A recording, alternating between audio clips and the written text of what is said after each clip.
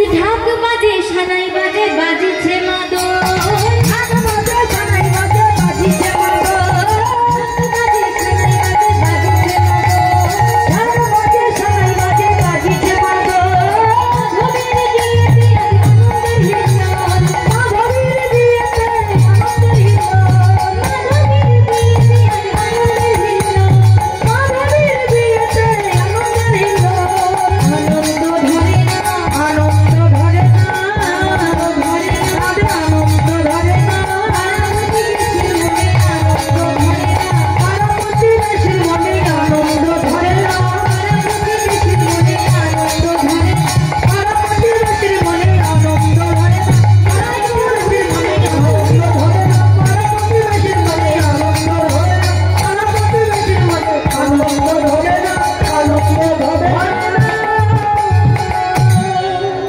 মাধবীর বিয়ে হয়ে গেল, কিন্তু এখানের বিয়েটা তো আলাদা, এখানে তো বর আসবে না বিয়ে করতে। তাই রামরতন বাবু তিনি আজকে যাচ্ছেন মাধবীকে ডাকাতের বাড়িতে পৌঁছে দিতে। মেয়ে যাচ্ছে বাবাকে জড়িয়ে ধরে কাঁদতে কাঁদতে, যেমন হয় মা। বাবা বলছে, মারে সারা জীবনে আমি তোকে ভালো করে খেতে দিতে পারিনি, আমি তোকে কাপড় কিনে দিতে পারিনি, তুই আমাকে ক্ষমা করে দে না বাবা। তুমি কি বলছো বাবা? সবই আমার নিয়তি, কিন্তু তুমি আমাকে আশীর্বাদ করো বাবা। আমার যেই স্বামীকে সবাই ডাকাত হরিদাস বলে, সেই স্বামী যেন একদিন হরি বলে ডাকতে পারে, হরি বলে ডাকতে পারে, হরি বলে ডাকতে পারে, যদি হরি বলে ডাকতে পারে, ওই আশীর্বাদ করো আমারে, হরি বলে ডাকতে পারে, এই আশীর্বাদ করো আমারে, হরি বলে ডাকতে পারে, ওই জানলে নাই জানলে এই আশীর্বাদ করো আমারে, জানলে নাই জানলে এই আশীর্বাদ করো আমারে, জানলে না জানলে এই আশীর্বাদ করো আমারে,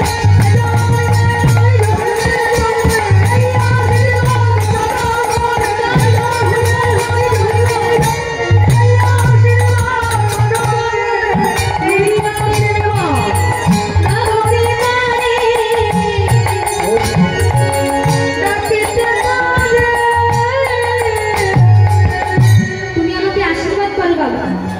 আমার যেই স্বামীকে সবাই ডাকাত হরিদাস বলে, সেই স্বামী যেন একদিন গোবিন্দকে ডাকতে পারে। এই বলে মাধবী যখন চলে যাচ্ছে, তখন বাবা পিছন থেকে বলছে, দাঁড়া রে মা, সারা জীবনে আমি তোকে কিছু দিতে পারিনি ঠিকই, কিন্তু আজকে আমি আমার জীবনের জীবন, আমার সর্বস্ব ধন, আমার গিরিধারী গোপালকে তোর হাতে তুলে দেব। ওই ছুটে গিয়ে গিরিধারী গোপালের মূর্তিটা এনে মাধবীর হাতে দিয়ে বলছে, এই রে মা, যখন তোর স্বামী চুরি করতে বেরিয়ে যাবে, যখন তোর দুঃখ কষ্ট শোনার কেউ থাকবে না, তুই তোর জগৎ স্বামীর কাছে, তুই গোবিন্দের কাছে, তুই তোর সমস্ত দুঃখ কষ্টের কথা জানাবি। ও মায়েরা, আপনারা আপনাদের দুঃখ কষ্টের কথা পাশের বাড়ির মায়েদেরকে বলেন। আপনি ভাবছেন ও আমায় খুব ভালোবাসে, তা কিন্তু নয় মা। আপনি ভাবছেন যে ও আমাকে ভালোবাসে, আপনি আপনার দুঃখ কষ্টের কথাটা ওকে বলবেন, সে কিন্তু মজা করে চারিদিকে বলে বেড়াবে।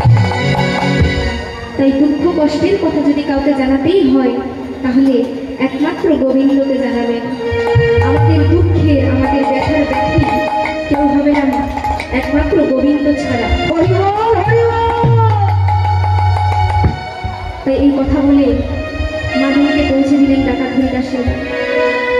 ডাকাতের চিন্তাটা এবার একটু কমে গেল, তাকে আর রান্নাও করতে হয় না, বাসনও মাজতে হয়, দিব্যিষ্টে খাওয়া দাওয়া করে ঘুমোয়, আর সন্ধে হলেই চুরি করতে বেরিয়ে যায়। আর যখন সে চুরি করতে বেরিয়ে যায়, মাধবী তখন ভগবানের চরণের কাছে বসে যায়।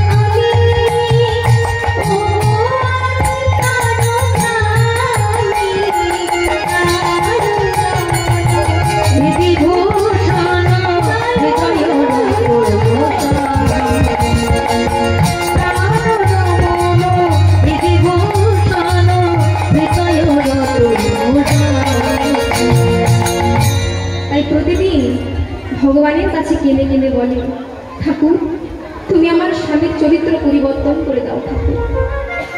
কিন্তু মা, সত্যি কি ডাকাতের চরিত্রের কোনো পরিবর্তন হলো? 3 বছর বিয়ে হয়ে গেল, কিন্তু চরিত্রের কোনো পরিবর্তন নেই। সে আরো বেশি করে চুরি করছে, আরো বেশি করে চুরি করছে সে। পাড়া প্রতিবেশী দেখলো কি, আমরা ভেবেছিলাম যে ডাকাতের বিয়ে দিলে হয়তো ডাকাতের চরিত্রের পরিবর্তন হবে, কিন্তু সে তো আরো বেশি করে চুরি করছে। হ্যাঁ, এইভাবে একদিন ঘটনাচক্রে কি হয়েছে দেখুন। মাধবী ঘাটে কাপড় কাচতে গেছে, আর বুঝতেই তো পারছেন মায়েরা, আগেকার দিনে মায়েরা যখন ঘাটে কাপড় কাচতে যেত, ওই পুকুর ঘাটে গিয়েই সংসারের সমস্ত কথা একেবারে গড়গড় করে বেরিয়ে যেত। এমনিতেই মায়েদের উপর দেবর্ষী নারদের অভিশাপ আছে যে কোনো নারী তার পেটের কথা লুকিয়ে রাখতে পারবে না, আর যদিও বা লুকিয়ে রাখে ওই পুকুর ঘাটে গেলেই সব বেরিয়ে যাবে। পাশের ঘাটে দুজন মা আলোচনা করছে, একজন মা আরেকজনকে বলছে, জানো দিদি, কালকে তোমার ভাইয়ের সঙ্গে কি ঝগড়াটাই না হয়েছে, আর ঝগড়ার ফলে তোমার ভাই আমাকে এত জোরে মেরেছে যে আমার গালটা ফুলে লাল হয়ে গেছে, দেখো দেখো। তখন মা বলছে, এই সংসারের ঝামেলার কথা বাইরে বলছিস কেন রে? জানিস না সংসারের ঝামেলার কথা বাইরে বলতে নেই? তোর দাদা যে আমাকে জুতো মেরেছে, আমি কি আজ পর্যন্ত কাউকে বলেছি? দেখেছেন না, এরকমই হয় মা গো। পাশের ঘাটে দুজন মা বলা বলি করছে, একজন দিদি আরেকজনকে বলছে, এই তাড়াতাড়ি স্নান করে নে, রান্না বান্না তাড়াতাড়ি করতে হবে। তখন অন্যজন বলছে, কেন গো দিদি, কেন গো, এত তাড়াহুড়ো করছো কেন গো? তখন বলছে, জানিস না, ওই শিবালয় মন্দিরে আজ থেকে 7 দিন ভাগবত পাঠ হবে, ভেবেছি একটু 7 দিনই ভাগবত শুনতে যাব। কিরে, তুমি যাবি না? তখন বলছি, আর বলতে দিদি, তুমি যখন যাবে তখন আমার জন্যও জায়গাটা রেখো। এই কথাটা মাধবী শুনতে পেয়ে গেছে। মাধবী ভাবছে যে আমার যখন বিয়ে হয়নি আমিও কত ভাগবত কীর্তন শুনতে যেতাম, কিন্তু আজ 3 বছর হয়ে গেল আমি কোনো ভাগবত কীর্তন শুনতে পাই না। আমিও বাড়ি যাই, স্বামী যখন চুরি করতে বেরিয়ে যাবে আমিও যাবো কীর্তন শুনতে। তাই রান্না বান্না তাড়াতাড়ি করে খেয়ে দুপুরবেলায় স্বামীর চরণ সেবা করতে করতে বলছে, স্বামী একটা কথা বলবো? হ্যাঁ বলো, কি হয়েছে? কি হয়েছে বলো।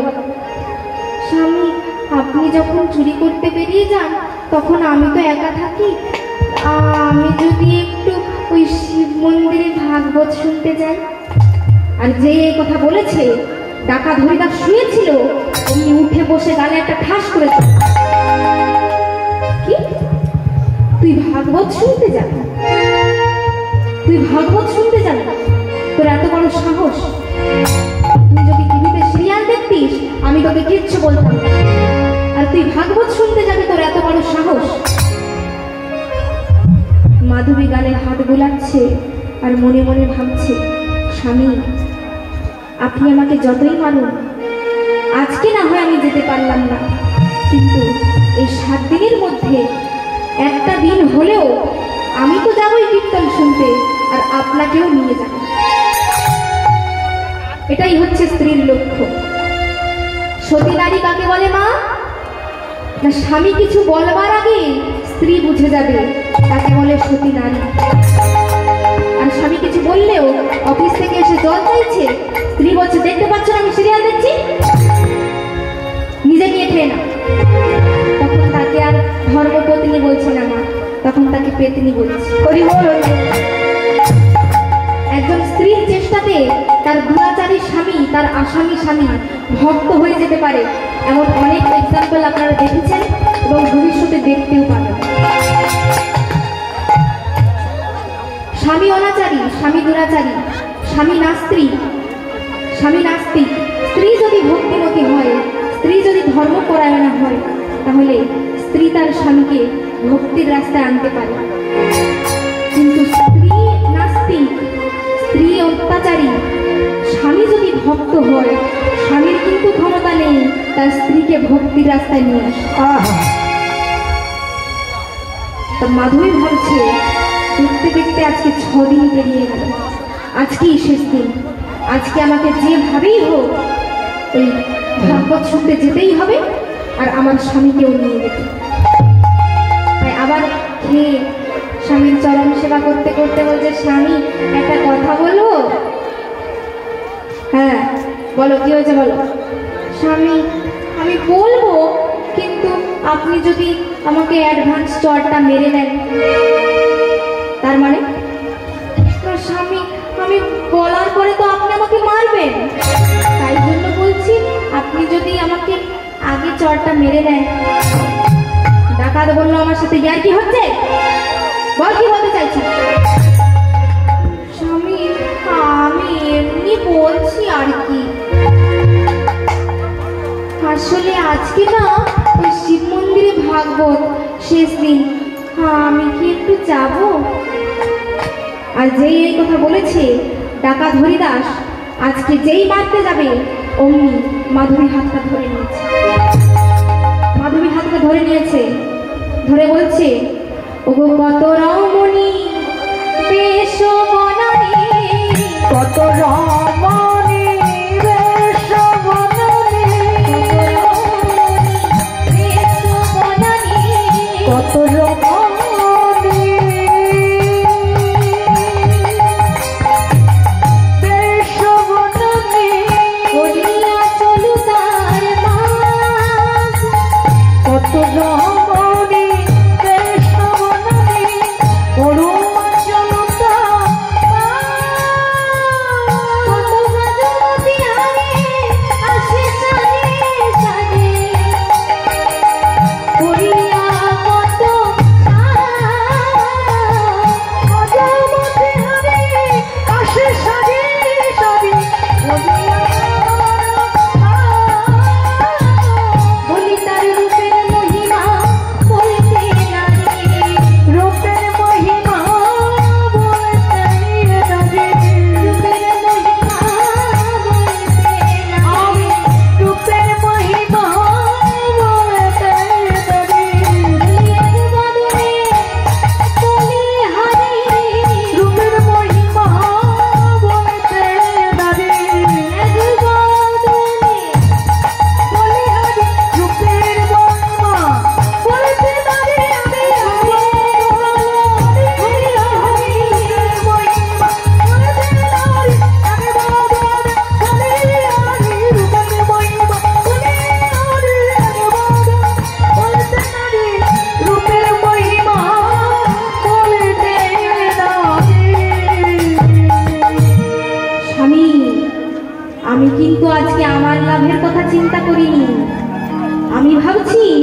যে আপনারও লাভ হবে।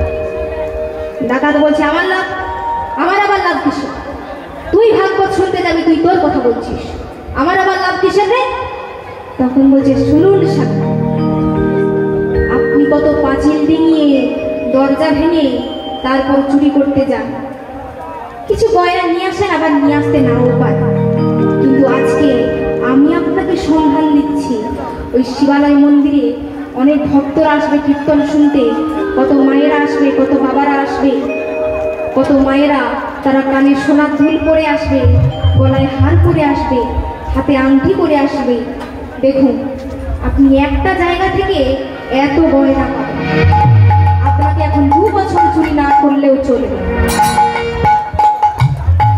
আর যেই এই কথা বলেছে ডাকাত হরিদাস বলছে, এই না হলে ডাকাতের স্ত্রী, তোর পেটে পেটে এত বুদ্ধি, আগে বলিসনি কেন?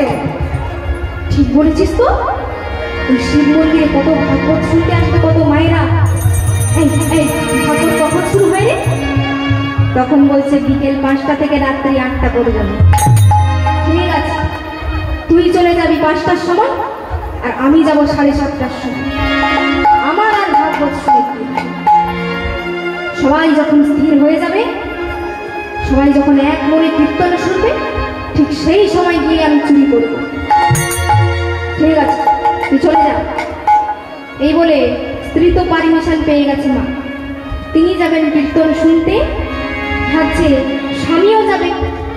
তার স্বামীর কানে যদি একবার হরি কথা প্রবেশ করে, এক কৃষ্ণ নামে জীবের যত পাপ হরে, পাপীর সাধনায় জীব তত পাপ করে। তাহলে স্বামীর কানে যদি একবার হরি কথা প্রবেশ করে, এই ভেবে মাধবী তিনি আজকে যাচ্ছেন ভাগবত শুনতে। মায়েরা আমরাও যাব, সবাই মিলে একবার করবো শ্রী গুরু নিতাই গৌর সীতানাথ হরি বল, হরি বল, হরি বল। রাখাল রাজা বলে দেনা কোথায় বৃন্দাবন,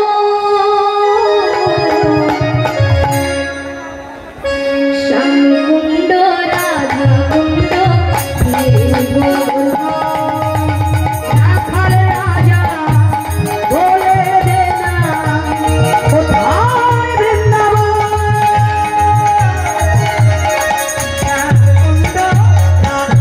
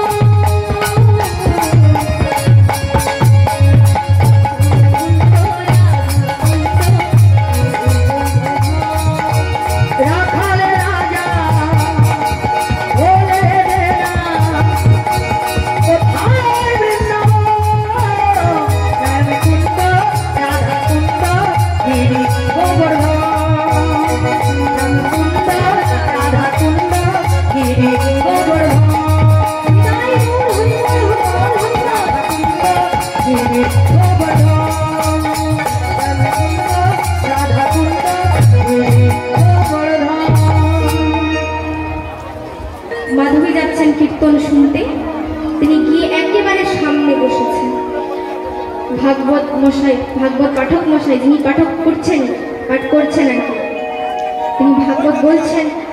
একটা গামছা পাতা রয়েছে, অনেকগুলো চাল, আলু, খুচরো পয়সা রয়েছে, একেবারে গামছা ভর্তি হয়ে গেছে। আর এদিকে দেখতে দেখতে 7:30 বেজে গেছে। ডাকাত হরিদাস চলে এসেছে মন্দিরের পেছনে, ভাবছে একটুক্ষণ থেমে যায়। সবাই যখন স্থির হয়ে যাবে, এক মনে যখন কীর্তন শুনবে, ঠিক সেই সময় যাব আমি চুরি করতে।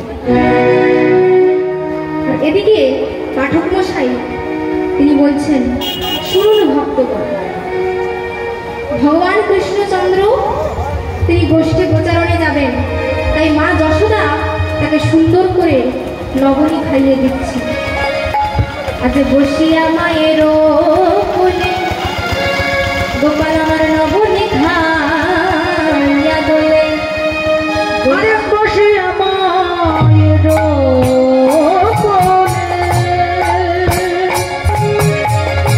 গোপাল আমার লবণী খাইবে বলে, বসিয়া মায়ের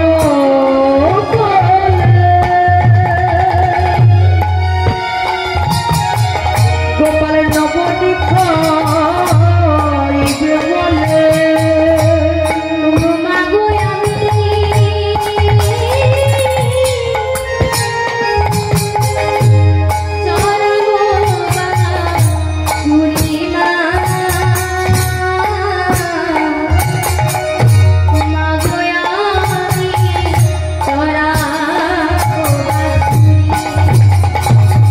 বলে মাগো আমি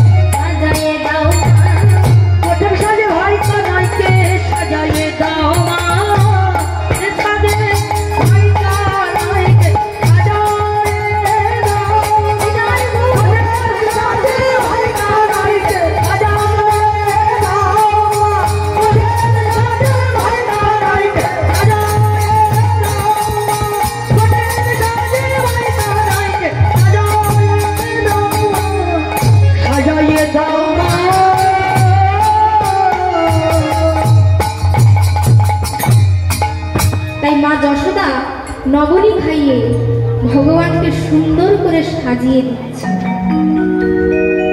আর সাজিয়ে যে দিচ্ছেন, একটা নয় দুটো নয়, 9টা গয়না পরিয়ে দিচ্ছেন ভগবানকে। আর ওই 9টা গয়না, এক একটা গয়নার দাম 9 লক্ষ টাকা। 9 লক্ষ টাকা এক একটা গয়না। এরকম 9টা গয়না পরিয়ে ভগবানকে সাজিয়ে দিচ্ছেন। এটা পাঠক মশাই বলছেন, ভক্তরা শুনছে। ডাকাত হরিদাসের কানে কথাটা গেছে পেছনে যে ছেলেটা 9টা গয়না পরে গরু চড়াতে যায়। তাহলে একটা গয়নার দাম যদি 9 লক্ষ টাকা হয়, তাহলে 9টা গয়নার দাম কত? কত মায়েরা? 81 লক্ষ। তাহলে ছেলেটা 81 লক্ষ টাকার গয়না করে গরু চড়াতে যায়। এই কথাটা ডাকাত হরিদাসের কানে গেছে। দেখুন মা, তার নামটা কি তার কিন্তু আদেও মনে হলো না।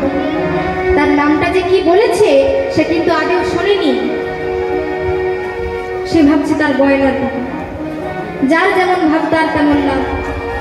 শিশুর নিহাই লক্ষ্য মাতৃস্তনপানি, মাতালের স্থির লক্ষ্য মদিরা সন্ধানী। প্রতি খুঁজে খুঁজিবারে পতির চরণ, কুলোটার লক্ষ্য হরে খুশে করো মন। আদরের লক্ষ্য শুধু ফলের বাগান, শকুনির লক্ষ্য দূর ভাগাড়ির সন্ধান। শিকারের লক্ষ্য মৃত দেহ লয়ে টানাটানি, হিন্দুকের লক্ষ্য শুধু করণীটা জ্ঞান। জ্ঞানীর লক্ষ্য হলো তর্ক উপার্জন, আর ভক্তের লক্ষ্য শুধু শ্রীহরিচরণ।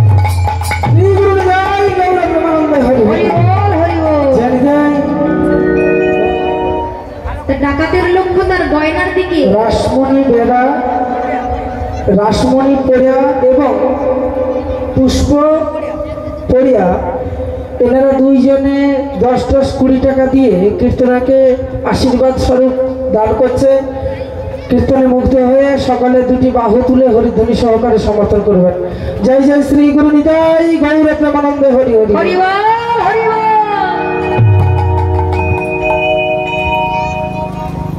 দেখুন মায়েরা, ডাকাতের লক্ষ্য তার গয়নার দিকে। তার নামটা যে কি বলেছে সে কিন্তু আদেও শোনেনি। সে ভাবছে 81 লক্ষ টাকার গয়না করে ছেলেটা গরু চড়াতে যায়। তাহলে 81 লক্ষ টাকার গয়না করে ছেলেটা যদি গরু চড়াতে যায়, তাহলে বিয়ে করতে গেলে কত টাকার গয়না করে যাবে? তখন তার মনে হলো, তাহলে এদের গয়না চুরি করে কি? এরা তো সিটি গোল্ডের গয়নাও পরে আসতে পারে। এখন তো সোনার গয়না খুব কম ইউজ হয়। তাহলে চুরি যদি করতে হয়, ওই ছেলেটার গয়না চুরি করব যে 81 লক্ষ টাকার গয়না করে গরু চড়াতে যায়। এইবার ডাকাত হরিদাস লাঠিটাকে ফেলে দিয়েছে, আর মুখের মধ্যে গামছাটাকে এরকম করে বেঁধেছে। এরকম করে দিয়ে ওই শিবালয় মন্দিরের পেছনের দরজা দিয়ে ঢুকে পাঠক মশাইয়ের কাছে এসে বলছে, পাঠক মশাইয়ের কানে কানে বলছে, পাঠক মশাই, পাঠক মশাই, ওই যে ছেলেটা, ওই যে 9টা গয়না পরে আসে গরু চড়াতে আসে, ওই যে 9টা গয়না পরে গরু চড়াতে আসে, কি জানো নামটা? পাঠক মশাই পেছনে তাকায়নি, বলছে আগে তার নাম কৃষ্ণ। আচ্ছা কৃষ্ণ, আচ্ছা পাঠক মশাই ছেলেটার বাড়ি কোথায়? পাঠক মশাই বলছে আমি কীর্তন করছি, এর মাঝে কানে কানে জিজ্ঞাসা করছে কে হে তুমি? আর যেই পেছন ফিরে তাকিয়েছে, অমনি ডাকাত হরিদাসের মুখ থেকে গামছাটা সরে গেছে। সবাই চিৎকার করছে, ডাকাত হরিদাস পালাও পালাও পালাও। সবাই তো পালিয়ে যাচ্ছে, কিন্তু পাঠক মশাই পালাতে পারছে না। বলছে হায় হায় হায়, 7 দিন ধরে ভাগবত করলাম, কত খুচরো পয়সা, কত চাল, এগুলো কি ফেলে দিয়ে চলে যাব? আমার সংসার চলবে কিভাবে? পাঠক মশাই কি করেছে না, গামছার যে 4টে খুঁট ছিল না, 4টে খুঁটকে একসঙ্গে ধরে আর ধুতিটাকে বাঁ হাতে এরকম করে ধরে আর পাঠক মশাই ছুটতে শুরু করেছে। ডাকাত ভাবলো ছেলেটার নাম বলল কৃষ্ণ, কিন্তু বাড়িটা না জানলে তো আমি চুরি করতে পারবো না। এই বলে পাঠক মশাই ছুটছে, তার পেছনে ডাকাত হরিদাসও ছুটছে। আর পাঠক মশাই তখন, পাঠক মশাই, বৃদ্ধ পাঠক মশাই অন্য সময় ঘন্টায় 1 কিলোমিটার হাঁটে, আর এখন ঘন্টায় 10 কিলোমিটার বেগে ছুটছে। ঘন্টায় 10 কিলোমিটার বেগে ছুটছে। ডাকাত বলছে আরে কি মুশকিল, দাঁড়ান না। আর পাঠক মশাই ছুটতে ছুটতে ওই গামছার 4টে খুঁটের মধ্যে একটা খুঁট ছাড়া হয়ে গেছে। 4 চালগুলো ঝরঝর করে পড়ে যাচ্ছে। ডাকাত ভাবলো, যা, এই চালগুলো দেখে তো এবার আমি যেতে পারবো। পাঠক মশাই ছুটতে ছুটতে আসছে, বাড়ি এসে এই দরজা ঠকঠক করছে। গিন্নি দরজা খোলো, গিন্নি দরজা খোলো। গিন্নি দরজা খুলেছে। গিন্নি ভেতরে গিয়ে বলছে, গিন্নি গিন্নি দরজা জানলা বন্ধ কর, দরজা জানলা বন্ধ কর। গিন্নি বলছে, আপনি বাড়িতে ছিলেন না, তাই জন্য দরজা জানলা বন্ধ করেছে। আপনি যদি বাড়িতে, তো দরজা বন্ধ করবো কেন? খোলা থাকুক না, হাওয়া ঢুকবে। আরে হাওয়া পরে ঢুকবে, এদিকে আমার হাওয়া বেরিয়ে যাচ্ছে, সেদিকে চিন্তা কর। আগে দরজা জানলা বন্ধ কর। এখন দরজা জানলা বন্ধ করে দিয়েছে। এবার কি হয়েছে বলুন? গিন্নি আগে আগে আমাকে একটু জল দিয়েছে। পাঠক মশাই খেয়ে বলছে, কি হয়েছে মানে? আমার পেছনে ডাকাত হরিদাস আসছে। গিন্নি হেসে বলল, আপনার পেছনে ডাকাত হরিদাস আসছে? আপনার কি মাথা খারাপ হয়ে গেছে? আপনার ওই চাল আর খুচরো পয়সা নেওয়ার জন্য ডাকাত হরিদাস আসবে? আরে আমি সত্যি বলছি, আমার পেছনে আসছে, তাই জন্য বলছি, একদম দরজা জানলা খুলবি না, একদম খুলবি না। আর বলতে না বলতেই ওই যে চালগুলো পড়ে গিয়েছিল না, ওই চালগুলো দেখে পাঠক মশাইয়ের বাড়ি খুঁজে ফেলেছে ডাকাত হরিদাস। এসেই দরজা ঠকঠক করছে। পাঠক মশাই দরজা খুলুন, পাঠক মশাই দরজা খুলুন। পাঠক মশাই বলছে, গিন্নি গিন্নি ওই দেখ, ওই দেখ, এবার আমার হাওয়া বার করতে এসেছি না, দেখ এবার আমি কি করবো? তখন বলছে, আপনি বসুন, আমি দেখছি। দরজা খুলে বলছে, বাবা তোমার নাম কি বাবা? আমার নাম ডাকাত হরিদাস। কাকে চাইছো? কাকে চাইছি মানে? আপনার স্বামীকে ডাকুন। আগে কেন বাবা? আপনার স্বামীর সাথে আমার কথা আছে, আপনার স্বামীকে ডাকুন। বাবা আমার স্বামী তোমার কাছে আসতে পারবে না বাবা, তাকে আরেকটু করে সেলাইন দিতে হবে। কেন? মানে সে তোমার ভয়ে লুকিয়ে আছে ঘরে। তখন বলছে, না না না না, ভয় পাওয়ার প্রয়োজন নেই, ভয় পাওয়ার প্রয়োজন নেই। আচ্ছা ঠিক আছে, আপনি আমাকেই নিয়ে চলুন। ডাকাত হরিদাস পাঠক মশাইয়ের কাছে এসে বলছে, এই যে আপনি নিজে মিছিমিছি ছুটলেন আর আমাকেও মিছিমিছি ছোটালেন, কি মুশকিল, এত ছোটার তো প্রয়োজন ছিল না। এই দেখুন ছুটতে ছুটতে ভুলেই গেছি, কি যেন নাম ছেলেটার? ওই যে নটা গয়না পরে গরু চড়াতে আসে, কি নাম ছেলেটার? তখন বলছে, বাবা আমি কিছু জানি না বাবা, ভাগবত বলছে ছেলেটার নাম কৃষ্ণ। আচ্ছা কৃষ্ণ। আচ্ছা পাঠক মশাই ছেলেটার বাড়ি কোথায়? আগে বাবা আমি কিছু জানি না, ভাগবত বলছে তার বাড়ি বৃন্দাবন। কৃষ্ণ বৃন্দাবন, ছেলেটার নাম কৃষ্ণ, বাড়ি বৃন্দাবন। ঠিক আছে, আমার মুখস্থ হয়ে গেছে। শুনুন পাঠক মশাই, সারা জীবন চুরি করেছি, ডাকাতি করেছি, কোনো বাড়ি থেকে 1 ভরি, কোনো বাড়ি থেকে 2 ভরি, কিন্তু আজকে আপনি আমাকে যা সন্ধান দিয়েছেন 81 লক্ষ টাকা। শুনুন, ওই বৃন্দাবনে গিয়ে যদি আমি কৃষ্ণ ডাকাতি করতে পারি, তাহলে আমি আপনাকে কথা দিয়ে যাচ্ছি, একটা গয়না, ওই 9টা গয়নার মধ্যে একটা গয়না আপনাকে এমনি এমনি দিয়ে যাবে। হরি বল, হরি বল, এমনি এমনি আপনাকে দিয়ে যাবে। ঠিক আছে, আপনি এখন ভালো করে ঘুমোন, আমি আসি। তাই ডাকাত হরিদাস তিনি ছুটতে ছুটতে মুখস্থ করতে করতে আসছে, কৃষ্ণ বৃন্দাবন, কৃষ্ণ বৃন্দাবন, কৃষ্ণ বৃন্দাবন, কৃষ্ণ বৃন্দাবন, কৃষ্ণ বৃন্দাবন, কৃষ্ণ বৃন্দাবন, কৃষ্ণ বৃন্দাবন, কৃষ্ণ বৃন্দাবন, কৃষ্ণ বৃন্দাবন, কৃষ্ণ বৃন্দাবন, কৃষ্ণ বৃন্দাবন, কৃষ্ণ বৃন্দাবন, কৃষ্ণ বৃন্দাবন, কৃষ্ণ বৃন্দাবন, কৃষ্ণ বৃন্দাবন, কৃষ্ণ বৃন্দাবন, কৃষ্ণ বৃন্দাবন,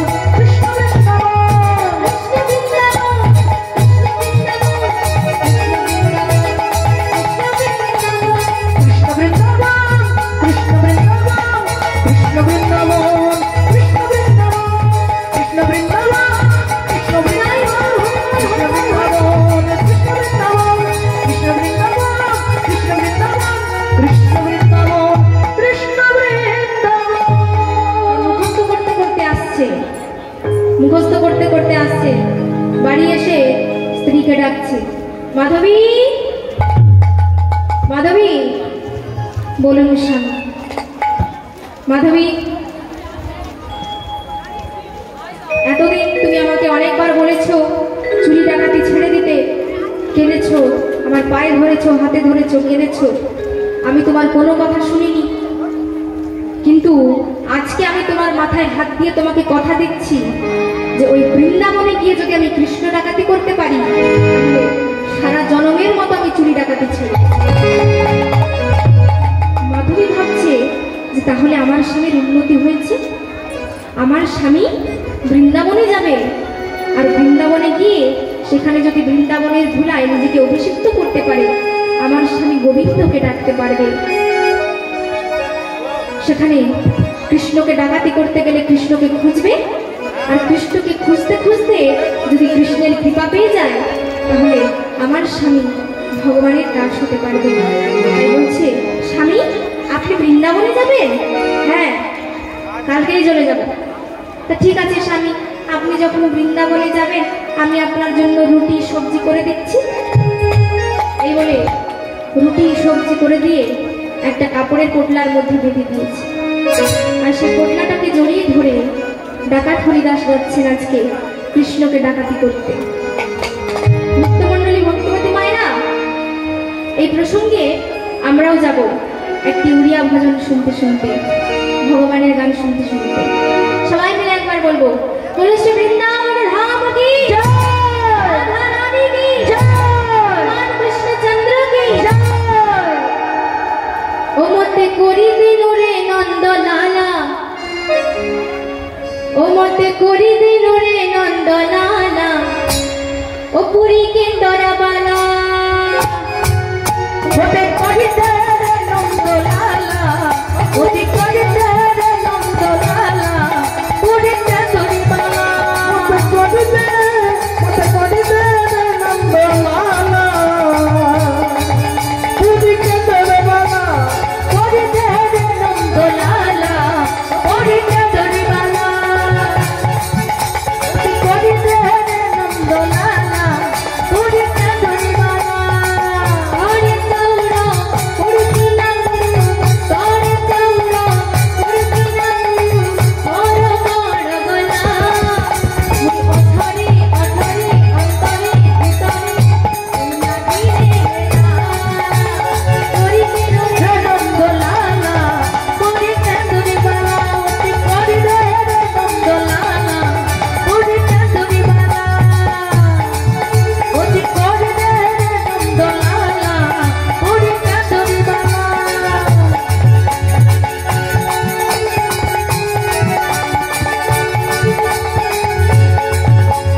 সর্বদারে দর্শন দিবু, অতীত পাবন তুহি, বাজাই কেন্দর মোর, হরি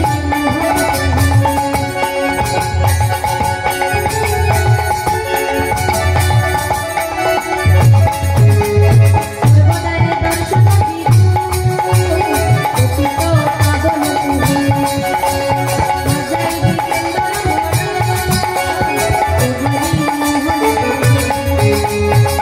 বাবারে মুধাবু জানিবি তো লাগে, বাবারে মুধাবু জানিবি তো লাগে, জানিবি রে সুরহে না, মুই সুরহে তয়রে তয়রে সুন্দরে উনাতি রে না, করি দে রে নন্দলালা, পুরী কে দরবালা, মতে করি দে রে নন্দলালা, পুরী কে দরবালা, মতে করি দে রে নন্দলালা, পুরী কে দরবালা, করি দে রে নন্দলালা, পুরী কে দরবালা, মতে করি দে রে নন্দলালা, মতে করি দে রে নন্দলালা, পুরী কে দরবালা। ডাকাত হরিদাস তিনি ছুটতে ছুটতে আসছেন। 6 দিন পেরিয়ে গেছে, খাবার শেষ হয়ে গেছে, পেটে খাবার নেই, ছুটছে। কত ছুটবে, পেটে খাবার নেই। যাকে দেখছে তাকে জিজ্ঞাসা করছে, বৃন্দাবন और कितना दूर है बाबा? তখন বলছে, বৃন্দাবন ये तो बहुत दूर है। अभी तुमको बहुत चलना पड़ेगा। আচ্ছা বাবা, ঠিক আছে ঠিক আছে। আবার ছুটছে। তাই এত ক্লান্ত হয়ে গেছে যে একটা গাছের তলায় বসে বিশ্রাম করছে আর ভাবছে যদি একটু খাবার পেতাম। কিন্তু মায়েরা, ভাবছো বসে চলবে কি সে তুমি ভাববার কে? যার ভাবনা তিনিই ভাবছেন, শুধু তুমি ভাবো তাকে। ডাকাত হরিদাস ভাবছে যে যদি কিছু খাবার পেতাম। আর আপনারা কি কেউ দেখেছেন, যারা যারা বৃন্দাবনে গেছেন, কেউ কি দেখেছেন যে বৃন্দাবনে কেউ অভুক্ত থেকে আছে? বৃন্দাবনে গিয়ে কেউ অভুক্ত থাকবে এটা অন্তত আমাদের শ্রী রাধারানী মেনে নিতে পারবেন না। তাই রাধারানীর আদেশে ভগবান শ্রীকৃষ্ণচন্দ্র তিনি একটি গোয়ালার রূপ ধারণ করে বাকি করে দই দুগ্ধ নিয়ে যাচ্ছেন। আজ কাঁদিল এ দধি ভাণ্ড, ওগো চলে আমার শ্রী গোবিন্দ। ওগো কাঁধে লয়ে দধি ভাণ্ড,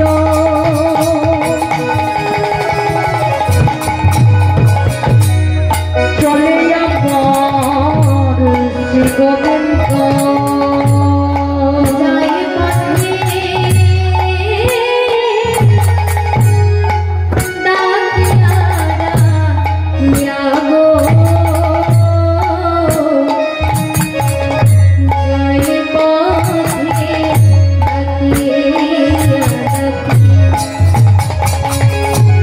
যায় পথে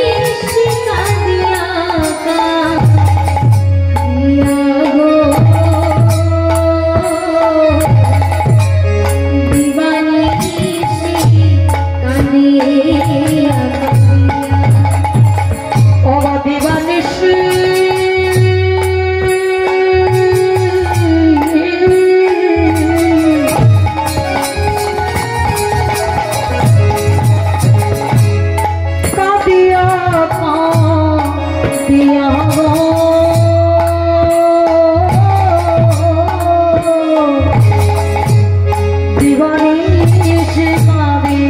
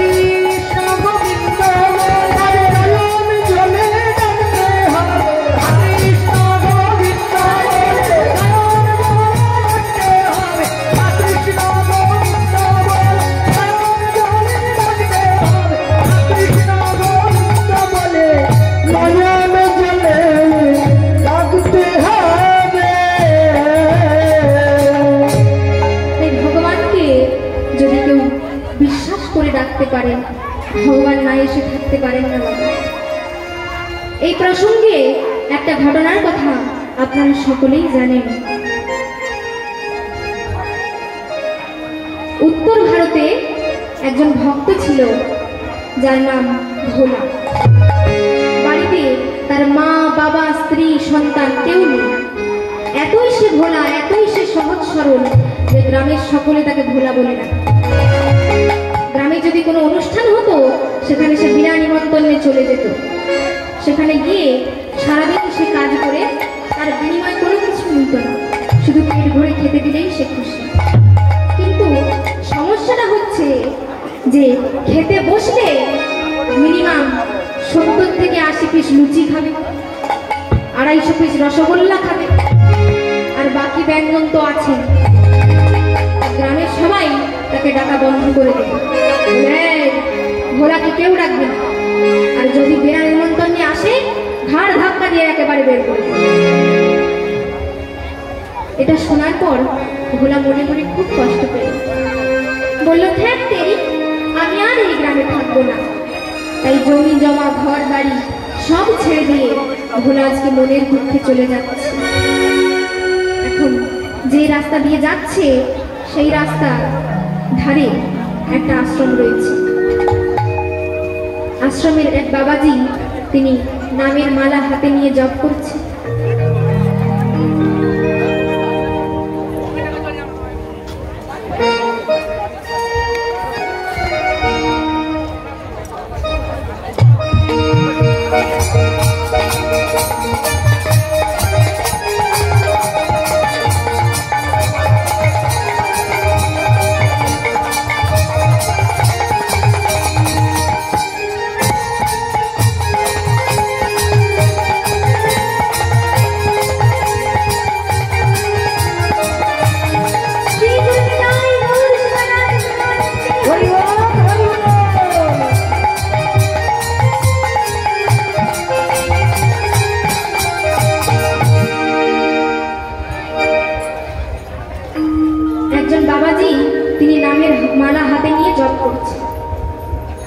ভোলা অমনি ছুটে গিয়ে সেই আশ্রমে ঢুকে গেছে, গিয়ে বলছে গুরুজি, ও গুরুজি।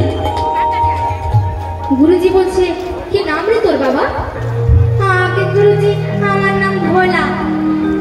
তা বাবা ভোলা তুই কি বলতে চাইছিস বল বাবা? গুরুজি আমাকে আপনার আশ্রমে থাকতে দিন না বাবাজি, আমাকে আপনার আশ্রমে থাকতে দিন না। কি বলছিস রে, তুই আমার আশ্রমে থাকবি? আগে হ্যাঁ গুরুজি, আপনার কোনো চিন্তা নেই, আমি আপনার সব কাজ করে দেব, আপনি আমাকে দিয়ে সব কাজ করাবেন, কিন্তু তার বিনিময়ে আমাকে খেতে দিতে হবে। ঠিক আছে, তুই যত খাবি তোকে খেতে দিতে পারবো, কিন্তু বাবা পয়সা চাইলে পয়সা দিতে পারবো। তাই সেই দিন থেকেই রয়ে গেল ভোলা। সকাল থেকে সন্ধ্যে পর্যন্ত যা কাজের কথা বলে তাই করে। দেখতে দেখতে 14 দিন পেরিয়ে গেছে। আজকে নির্জলা একাদশী, আশ্রমের সব বাবাজিরা একাদশী করেছে। ভোলা গুরুজির কাছে এসে বলছে গুরুজি আজকে কি রান্না হবে গুরুজি? গুরুজি বলছে আজকে কোনো রান্না হবে না। আগে কেন গুরুজি, আজকে কি কোথাও নিমন্ত্রণ আছে? না, আজকে নির্জলা একাদশী। গুরুজি নির্জলা একাদশী মানে কি? নির্জলা মানে কি গুরুজি? নির্জলা মানে আজকে জল খাওয়া যাবে। ঠিক আছে গুরুজি, আজকে জল খাওয়ার দরকার নেই, আজকে আমাকে পেট ভরে ভাত খেতে দিলেই হবে। আরে হতচ্ছাড়া ছেলে, আজকে ভাত খাওয়া তো অনেক দূরের কথা, জল পর্যন্তও খাওয়া যাবে। আর যেই এই কথা বলেছে অমনি ভোলা গুরুজির পায়ে দিয়ে বলছে গুরুজি গুরুজি আমি মরে যাবো গুরুজি, আমি মরে যাবো, আমি কিছু না খেয়ে থাকতে পারি না গুরুজি, কিছু একটা খাওয়ার ব্যবস্থা করে দিন গুরুজি, মুড়ি দিলেও চলবে। গুরুজি বলছে ঠিক আছে, আজকের দিনে চালের কোনো জিনিস দিতে পারবো না, তা তুই নতুন এসেছিস তো, ঠিক আছে তোকে আমি 250 আটা দিচ্ছি, 250 আলু দিচ্ছি, আর একটু ঘি দিচ্ছি, গুড় দিচ্ছি। তুই কি করবি, ওই যে গাছটা দেখছিস না, ওই গাছের তলায় গিয়ে তুই রুটি করবি, আলু সেদ্ধ করবি, ঘি দিবি, গুড় দিবি, সব মাখিয়ে একটা তুলসী পত্র দিয়ে ভগবান রামচন্দ্রকে নিবেদন করে তারপর তুই খাবি, কেমন? এই ভোলা সেই গাছের তলায় এসে রুটি করেছে, আলু সেদ্ধ করেছে, ঘি মাখিয়েছে, গুড় মাখিয়েছে, একটা তুলসী পত্র দিয়ে ভগবান রামচন্দ্রকে ডাকছে। রাজা রাম আইয়ে सीता राम आइए मेरे भोजन का भोग लगाइए। राजा राम आइए सीता राम आइए भोजन का भोग लगाइए। राजा राम आइए राम आइए मेरे भोजन का भोग लगाइए। राजा राम